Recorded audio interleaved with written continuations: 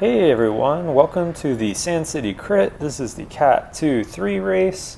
This is a wicked technical crit. It's got like 10 corners. Look at that funky shape. There's a hill in there too. I was having a ton of fun on this course. It's got all the things I like. Lots of corners. It's also got the hill to make it extra physical, as if the corners didn't do that enough. Here in the 2-3 race, we had maybe a 30-person field. Biggest team of the day was Dulce Vita, who they are the ones attacking off the front now. They were the only team with like a significant presence, and they were definitely the only team that was playing their cards like a team. They did a lot of really good attacks and counterattacks. This is just one of them. This is all towards the end of the race. We're inside of 5 to go here. I'm going to help bring this back. There's like 4 or 5 strong individuals that have been helping bring everything back so far all race, and then have also been animating. And I'm going to continue to do that. I know we're getting towards the end, but can't win the race if there's a move off the front.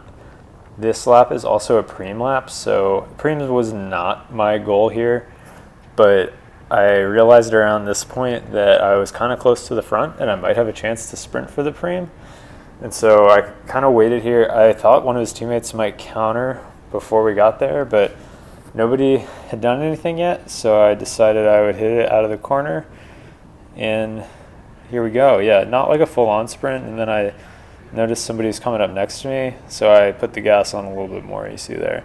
Ended up getting it, and I think we're going to see another attack roll through. They were really on top of, yeah, there we go, another Dolce Vita guy.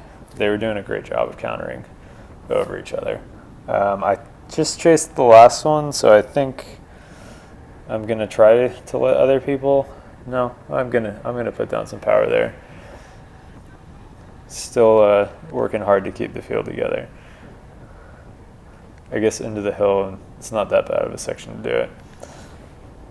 Gonna see it slow down here a little bit. This is a headwind section, so it was a lot easier to follow. It was a little bit demotivating for people attacking on a slight downhill here, so kind of get the speed back going. And then once we make this right turn, it's just through corners to the finish. You can see we go around this block in pretty quick succession. You could pedal through most of these corners. We were pedaling through these for a lot of it. It's kind of funny doing this race and the Pro 1-2 race. Like in the Pro 1-2 race, we're going a lot faster, but I ended up doing a lot less power for that race. And then I was also able to be a lot smoother. Like my normalized and my average were a lot closer together in that race. But going for some upgrade points here in the 2-3 race. Yeah, there's another move. Same team animating again. I let some more guys come past this time. We are coming into 2 laps to go. Not a whole lot of racing left. So my plan all race had been kind of just to make sure we were together at the end. So that's been working out to this point. And then I wanted to field sprint on this course. It's not like a real proper field sprint. You got to go through the last few corners. Guys in the past in the pro race have won from launching up this hill on the last lap. Thought that felt a little bit early, but it's a long extended sprint that's interrupted by corners, which is my kind of sprint. So I was excited to field sprint. Seemed like we were going to stay together. It seemed like there's a few other guys. These guys all in front of me had all been pretty interested in having a sprint happen too, it seemed. There was a few breakaway moves, but nothing lasted like more than a lap or two. There was no like breakaway of the day that had a significant gap and stayed out there for a super long time. So we have caught the Dolce Vita guy who was by himself on that last flyer, and there's a little bit of a reshuffling here coming into 1 to go.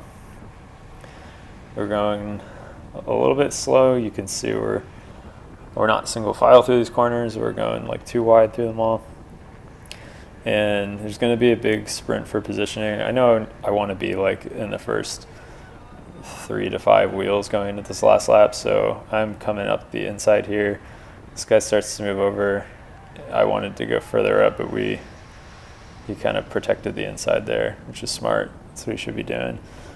And the Volet guy is going to kind of send a move here, and I didn't get on it quite quick enough. I kind of like gave this guy a chance to get in, and I shouldn't have. I should have just took it. So instead, he got back in front of me into that corner, and we lets this gap go. So now I'm going to have to throw a move here. Luckily, Cody comes on my right, and I can follow his wheel, so I didn't have to put my nose in the wind. But I feel like that was a pretty consequential move there. I think if I gotten around him before the bottom of the hill, the end of this race would have gone a lot differently. But instead, we're chasing to get back on. Cody's doing a huge amount of work here. Almost pulls it all back together, but he's going to clip a pedal here. I was just happy he didn't crash, but now I'm left on the front and just using everything I have left into these last two corners. Those first three guys are just a little bit too far away for how much ground we have left, and so I'm really sprinting for third here. Have a pretty good sprint, but I'm going to end up getting pipped on the line and finish in fifth. So thanks for watching, guys, and stay tuned for more races.